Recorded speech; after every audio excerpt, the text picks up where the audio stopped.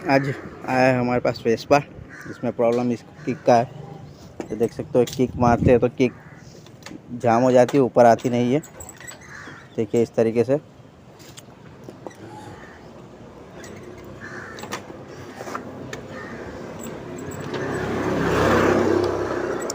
तो चलिए इसमें क्या प्रॉब्लम है तो ये कवर खोल के देखेंगे।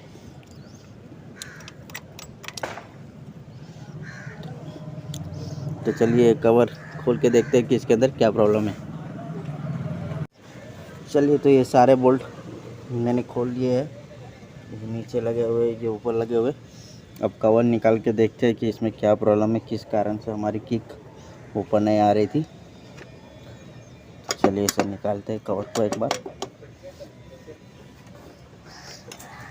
ये रबड़ भी यहाँ से निकाल लेना है।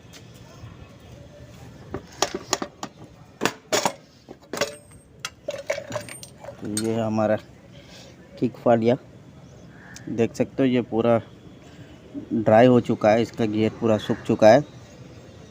तो उसकी वजह से हमारी किक ऊपर नहीं आ रही थी। इसका किक चक्कर निकाल के देख लेते हैं एक बार।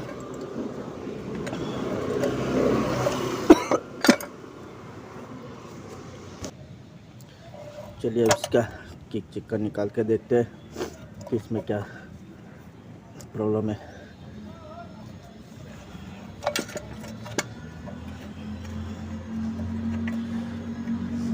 देखिए पूरा मट्टी लग चुका है। तो ये सब पहले वॉश कर लेंगे, उसके बाद इस कवर को हम ग्रीसिंग करेंगे। अच्छा इसका किक साफ तो फ्री है, ये जाम नहीं है, तो ये तो सही है हमारा। बट ये गियर जो ड्राई हो चुका है तो उसे लुब्रिकेशन देंगे और इस गियर को क्लीन करेंगे अच्छे से और ग्रीसिंग करके वापस फिट करेंगे। और उसके बाद देखेंगे कि हमारा प्रॉब्लम सॉल्व हुआ कि नहीं हुआ। तो चलो इसे मैं पहले क्लीन कर लेता हूँ पेट्रोल या डीजल से, उसके बाद मैं आपको दिखाता हूँ। चलिए तो देख सकते हो ये गियर मैंने क्लीन कर लिया है। अब इसको साइड पे रखता हूँ। अब इसमें ज़रा हवा मार दूँगा ताकि इसमें मट्टी वगैरह है वो निकल जाए।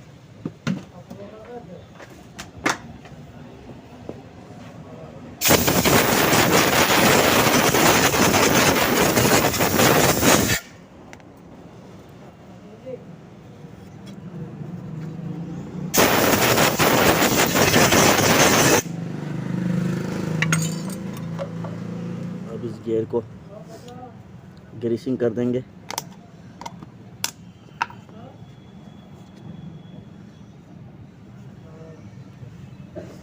तो इसे मैं पहले किक को नीचे दबा देता हूँ इस तरीके से।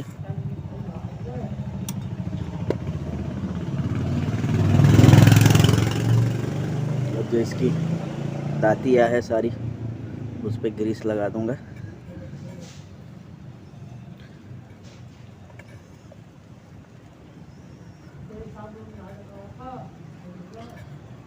हल्का हल्का ग्रीस लगाऊंगा, ज़्यादा नहीं ग्रीस लगाइएगा। बेल्ट में ग्रीस नहीं लगना चाहिए तो वरना बेल्ट स्लिप कर सकता है। क्योंकि ग्रीस लगा दिया है मैंने। अब हल्का सा ऑयल यहाँ अंदर के साइड छोड़ूंगा ताकि स्प्रिंग इसका घिसे नहीं। हल्का सा 2-3 बूंदे छोड़नी है और उसको फिर इस तरीके से थोड़ा वर्क कराऊंगा तो ये फ्री हो जाएगा। ऐसे तो ऑलरेडी फ्री था। अब यहाँ पर हल्का हल्का ग्रीस मारूंगा। अब तो ये गियर था इसमें यहाँ पर ग्रीस लगाएंगे।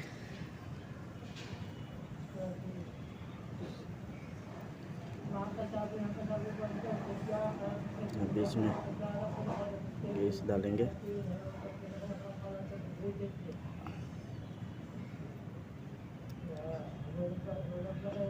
इस तरीके से अभी थोड़ा हल्का सा किक को नीचे दबाकर इस गियर को हमें लगाना है। थोड़ा मैंने किक दबा दिया है तो इस गियर को यहाँ पर एक खांचे में बैठा देना है इस तरीके से। अब किक को पूरा यहाँ उंगली रख के किक को दबाएंगे, वो देखेंगे कि हमारी किक वापस रिवर्स जा रही है नहीं जा रही है। तो देख लेते हैं, ये इस पर कम्प्लीटली रिवर्स आ रही है, यानी ये कोई जाम वगैरह तो नहीं चल रही है। अब इस शाफ्ट को सामने की साइड यहाँ हल्का सा ग्रीसिंग कर देंगे ताकि इसे भी लुब्रिकेशन मिलता रहे, ग्रीसिंग रहेगा। इसके सामने वाले इंजन वाले पार्ट में बूस्ट लगा रहता है, उसे भी हल्का सा ग्रीस करना है। अभी हमारा कंप्लीट हो चुका है, अब इसे मैं फिट करूँगा। चलिए तो अब इसे फिट करते हैं।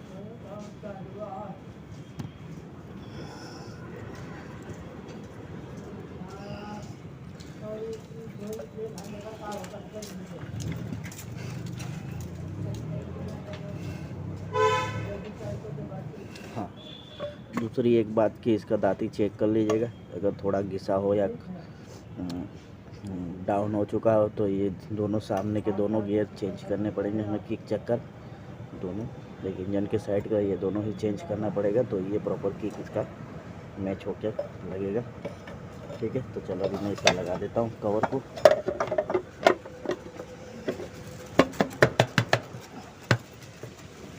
ये कवर मैंने लगा दिया है। अब ये जो क्लैंप वाला बोल्ट है यहाँ पर जाएगा, किक के एग्जैक्ट नीचे।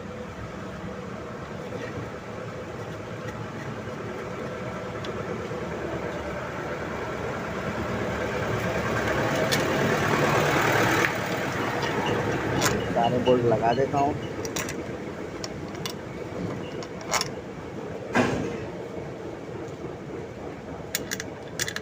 अब इसको कसने के बाद मैं आपको दिखाता हूँ किक मार के कि हमारी किक ऊपर आ रही है कि नहीं आ रही है। तो इसे कसने के बाद देखते हैं। ये सारे बोल्ट मैंने कस दिए हैं, अब इसका किक मार के देखते हैं कि किक ऊपर आता है कि नहीं आता है। चलो इसे किक मार के देखते हैं।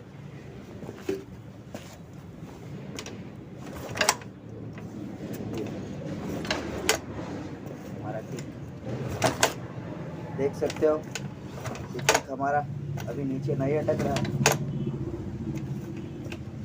प्रॉपर्ली ऊपर आ रहा है। तो देखा, इसमें ग्रीसिंग का प्रॉब्लम था, किक चक्कर ग्रीसिंग करने का प्रॉब्लम था। इसे काफ़ी समय से किक चक्कर ग्रीसिंग नहीं हुआ था, तो इसमें इसका प्रॉब्लम था। तो देख सकते हो मैंने इस तरीके से आपको दिखाया कि इसका किक चक्कर ग्रीसिंग करेंगे तो इसका किक कैसे इजीली ऊपर आ जाता है।